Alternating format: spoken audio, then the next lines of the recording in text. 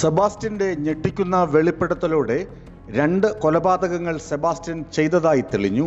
സംഭവത്തെക്കുറിച്ച് പോലീസ് ഭാഷ്യം ഇങ്ങനെ: കടക്കരപ്പള്ളി സ്വദേശി ബിന്ദു പത്മനാഭനെയും സെബാസ്റ്റ്യൻ തന്നെയാണ് കൊലപ്പെടുത്തിയത്.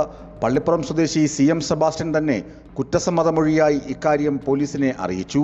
ഏറ്റുമാനൂർ സ്വദേശിനി ജൈനമ്മയെ കൊന്ന കേസിൽ അറസ്റ്റിലായ ഇയാളെ കോട്ടയം ക്രൈംബ്രാഞ്ച് ചോദ്യം ചെയ്തപ്പോഴാണ് 8 വർഷം പിന്നിട്ടിട്ടും തുമ്പില്ലാതിരുന്ന ബിന്ദു പത്മനാഭൻ തിരോധാന കേസിലും വഴിത്തിരിവുണ്ടായത്. വസ്തു ഇടനിലക്കാരനാണ് സെബാസ്റ്റ്യൻ. 10ാം ക്ലാസ് മാത്രമാണ് വിദ്യാഭ്യാസ യോഗ്യത. ബിന്ദു കൊല്ലപ്പെട്ടതാണെന്ന് നേരത്തെ അന്വേഷണ സംഘം സ്ഥിരീകരിച്ചിരുന്നു. തിരോധാന കേസിൽ സെബാസ്റ്റ്യനെ സംശയിച്ചിരുന്നുവെങ്കിലും പ്രതിയാക്കിയിരുന്നില്ല. കുറ്റസമ്മതമൊഴിയോടെ പ്രതിയാക്കി കൊലക്കേസെടുത്തു.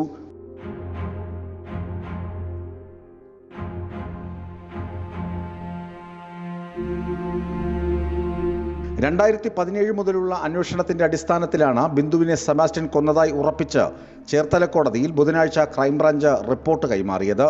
ഇയാളെ 30 വൈകിട്ട് 4 വരെ ക്രൈംബ്രാഞ്ച് കസ്റ്റഡിയിൽ വിട്ട് judicial 1ാം class magistrate Sherin K George ഉത്തരവിട്ടു. കൊലപാതകം എങ്ങനെ, എവിടെ നടത്തിയെന്നതിന് വ്യക്തത വരുത്താനും ബിന്ദുവിൻ്റെ മൃതദേഹാവശിഷ്ടം കണ്ടെത്താനുമാണ് സെബാസ്റ്റ്യനെ പോലീസ് കസ്റ്റഡിയിൽ വാങ്ങിയത്. ബിന്ദുവിനെ കൊല്ലാനായി സംസ്ഥാനത്തിന് പുറത്തും ആസൂത്രണം നടന്നുവെന്നാണ് വിവരം. ഇതിൻ്റെ അടിസ്ഥാനത്തിൽ കോട്ടയം, എറണാകുളം, കണ്ണൂർ, കുടക്, ബംഗളൂരു, വേളാങ്കണ്ണി, കോയമ്പത്തൂർ എന്നിവിടങ്ങളിൽ ഇയാളെ എത്തിച്ച് തെളിവുകൾ ശേഖരിക്കുമെന്നും അന്വേഷണ ഉദ്യോഗസ്ഥർ പറഞ്ഞു. ബിന്ദുവിനെ കാണാനില്ലെന്ന് കാട്ടി 2017 സഹോദരൻ പ്രവീൺ കുമാർ പോലീസിൽ പരാതി നൽകിയത്. പട്ടണക്കാട് പോലീസിലാണ് ആദ്യം കേസെടുത്തത്.